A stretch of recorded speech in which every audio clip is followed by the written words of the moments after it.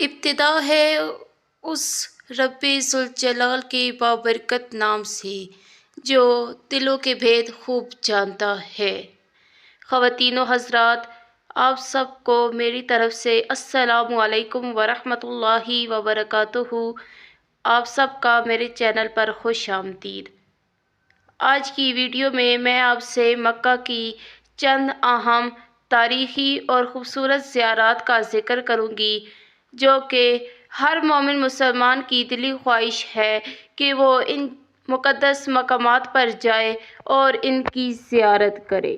تو آج کی ویڈیو میں آپ سے مکہ کی اہم زیارات کا ذکر کروں گی۔ ویڈیو شروع کرتے ہیں۔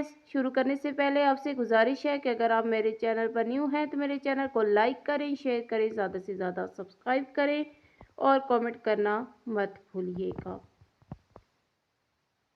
سب سے پہلے جو ہمارے پاس مقدس مقام آتا ہے وہ ہے مسجد الحرام۔ یہ مسجد مسلمانوں کی سب سے بڑی مسجد ہے اور سب سے پرانی مسجد ہے۔ یہ وہ مسجد ہے جو دنیا میں سب سے پہلے بنائی گئی، حتیٰ کہ یہ انسانوں کے دنیا میں آنے سے پہلے بنی ہوئی ہے۔ یہاں پر ہر روز ہزاروں کی تعداد میں مسلمان آتے ہیں، نماز ادا کرتے ہیں اور کبھی بھی ایسا نہیں ہوا کہ یہ مسجد خالی ہو۔ یہاں پر ہر وقت طواف جاری رہتا ہے اور پانچوں وقت کی پانچوں نمازیں باقاعدگی سے پڑھائی جاتی ہیں اور مسلمانوں کا یہ قبلہ ہے۔ صرف یہاں پر مسلمانوں کو ہی اجازت ہے، غیر مسلم اس مقدس مقام پر نہیں آ سکتے۔ آپ دیکھ سکتے ہیں کہ جب کرونا آیا، ہر طرف کرفیو نافذ ہو گیا پوری دنیا میں۔ ایک مسجد الحرام یعنی کہ بیت اللہ شریف وہ واحد جگہ تھی جہاں پر طواف جاری رہا، بھلے ہی کم لوگ ہوں، گنتی کے لوگ ہوں، لیکن طواف کبھی رکا نہیں۔ یہ ہے مسجد الحرام۔ دوسرے پر ایک مقدس زیارت آتی ہے غار حرا۔ یہ وہ جگہ ہے جہاں پر نبی کریم رؤوف الرحیم حضرت محمد صلی اللہ علیہ وآلہ وسلم پر پہلی وحی اتاری گئی تھی۔ اس سے پہلے بھی جب نبی کریم صلی اللہ علیہ وآلہ وسلم تجارت کی غرض سے شہر یا دوسرے ممالک میں جاتے تھے تو وہ یہاں اس مقام پر آ کر آرام اور سکون کرتے تھے، یعنی دنیا سے اکیلے ہو کر اس جگہ پر وقت گزارتے تھے۔ پھر اسی مقام پر حضرت جبرائیل علیہ السلام نے نبی کریم صلی اللہ علیہ وآلہ وسلم پر پہلی وحی لے کر حاضر ہوئے۔ آج مسلمانوں کے لیے یہ ایک بہترین زیارت ہے۔ 2 گھنٹے لگتے ہیں آپ کو اوپر غار حرا میں آنے کے لیے۔ یہاں پر آ کر مسلمان نوافل ادا کرتے ہیں۔ ایک اور مقدس مقام غار ثور۔ یہ وہ جگہ ہے جہاں پر نبی کریم صلی اللہ علیہ وآلہ وسلم پر جب مکہ کی زمین تنگ کر دی گئی تھی اور قریش نے نبی کریم صلی اللہ علیہ وآلہ وسلم کو مجبور کر دیا تھا، اس حد تک مجبور کر دیا تھا کہ وہ یہاں سے ہجرت کر جائے، تو اللہ تعالیٰ کے حکم سے نبی کریم صلی اللہ علیہ وآلہ وسلم نے مکہ سے ہجرت فرمائی اور انہوں نے اپنے ساتھ حضرت ابوبکر صدیق رضی اللہ تعالیٰ عنہ کو لیا، اور جس پہاڑ میں نبی کریم صلی اللہ علیہ وآلہ وسلم نے قیام کیا یعنی غار ثور، اس کی ہائٹ تقریباً 1405 کلومیٹر ہے اور اس کی ایلیویشن 750 کلومیٹر ہے، اور یہاں پر حضرت ابوبکر صدیق رضی اللہ تعالیٰ عنہ کی شان دیکھنے کو ملتی ہے کہ جو پہاڑ ہمارے لیے 2 گھنٹوں میں سر کرنا مشکل ہو جاتا ہے، حضرت ابوبکر صدیق رضی اللہ تعالیٰ عنہ وہ واحد اکیلے شخص ہے جنہوں نے حضرت محمد صلی اللہ علیہ وآلہ وسلم کو کندھوں پر اٹھا کر اس پہاڑ کی چوٹی پر لے گئے اور غار ثور میں نبی کریم صلی اللہ علیہ وآلہ وسلم کے ساتھ پناہ لی۔ ایک اور خوبصورت زیارت ہمارے پاس ہے میدان عرفات۔ یہ وہ جگہ ہے جہاں پر حاجی ہر سال اکٹھے ہو کر اپنے حج کی تکمیل کرتے ہیں۔ آپ نے ساری عبادتیں کر لی ہیں، مگر آپ نے حج کے دوران عرفات میں وقوف نہیں کیا تو آپ کا حج مکمل نہیں ہوگا۔ اس کی اونچائی 70 میٹر ہے اور اس کے بارے میں کہا جاتا ہے کہ نبی کریم صلی اللہ علیہ وآلہ وسلم نے جو سب سے پہلے خطبہ دیا تھا وہ یہیں پہ دیا تھا، اور مسلمانوں کا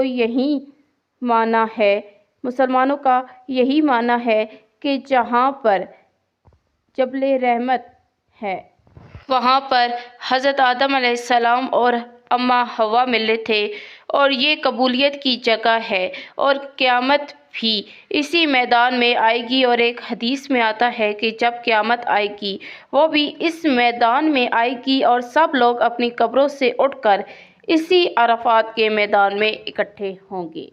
یہ ہے میدان عرفات کی فضیلت۔ ایک انتہائی خوبصورت مسجد، مسجد نمرہ۔ یہ وہ مسجد ہے جہاں پر حج کا خطبہ ہوتا ہے۔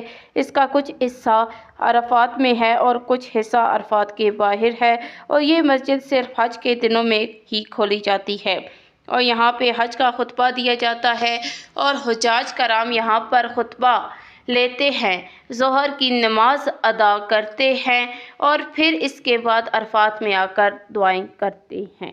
یہ ہے مسجد نمرہ کی فضیلت۔ ایک اور انتہائی خوبصورت مسجد، مسجد جورانہ۔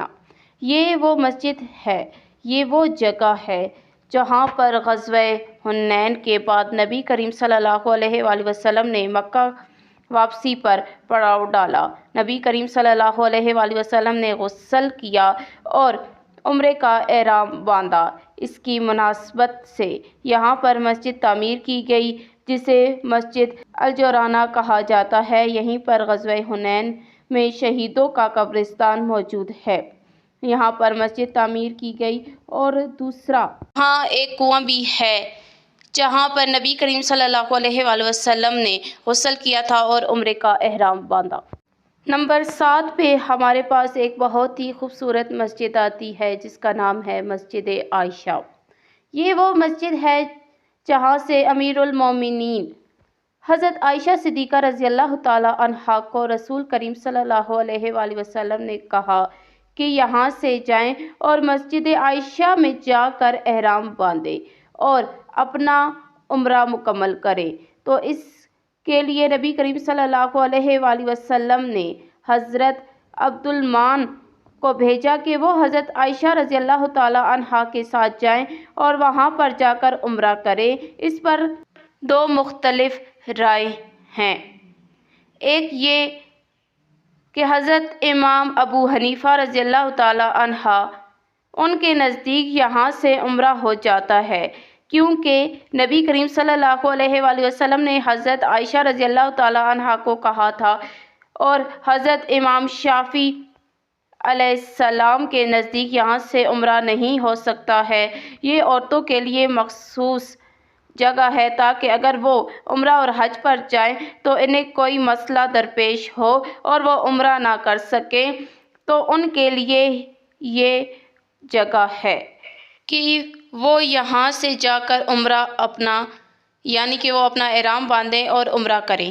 اور یہاں سے حضرت عبدالمنان رضی اللہ تعالیٰ عنہ بھی حضرت عائشہ رضی اللہ تعالیٰ عنہ کے ساتھ گئے تھے، لیکن انہوں نے عمرہ ادا نہیں کیا، صرف حضرت عائشہ رضی اللہ تعالیٰ عنہ نے عمرہ ادا کیا۔ یہ مسجد مکہ سے تقریباً 7.5 کلومیٹر فاصلے پر ہے، اور اس میں تقریباً 15,000 نمازی نماز ادا کر سکتے ہیں۔ ایک اور مقدس مقام، ایک اور مقدس جگہ مسلمانوں کے لیے، وہ ہے وادی منی۔ یہ وہ جگہ ہے جہاں پر حجاج کرام حج سے پہلے اکٹھے ہوتے ہیں۔ اس کو عارضی طور پر ایک ٹینٹ کا شہر بھی کہا جاتا ہے، کیونکہ ایک نیا شہر یہاں پر آباد ہوتا ہے جہاں حجاج کرام چاہے وہ 10,000 ہوں، 30,000 ہو، جتنے بھی ہوں، ان کے لیے کھانا پینا اور رہائش کا مکمل انتظام کیا جاتا ہے یہاں پر، کیونکہ حج کے لیے بہت ہی اہم جگہ ہے جہاں پر سارے حجاج کرام 8 ذی الحجہ کو جمع ہوتے ہیں اور پھر 9 ذی الحجہ کو یہاں سے عرفات جاتے ہیں، وہاں کا ارکان مکمل کرتے ہیں اور یہاں سے جمرات پر جاتے ہیں اور پھر وہاں پر جا کر شیطان کو کنکریاں مارتے ہیں۔ ایک اور جگہ ہے جہاں پر آپ سب کو جانا ضروری ہوتا ہے، یہ وہ جگہ ہے جہاں پر شیطان نے حضرت ابراہیم علیہ السلام کو بہلانے کی کوشش کی۔ یہ جمرات ہے جہاں بیسیکلی یہ وہ جگہ ہے جہاں پر 3 مقامات پر شیطان نے حضرت ابراہیم علیہ السلام کو بہلانے کی کوشش کی اور حضرت ابراہیم علیہ السلام نے اس پر کنکر برسائے تھے۔ اس کی یاد میں اس کو حج کا رکن بنا دیا گیا ہے۔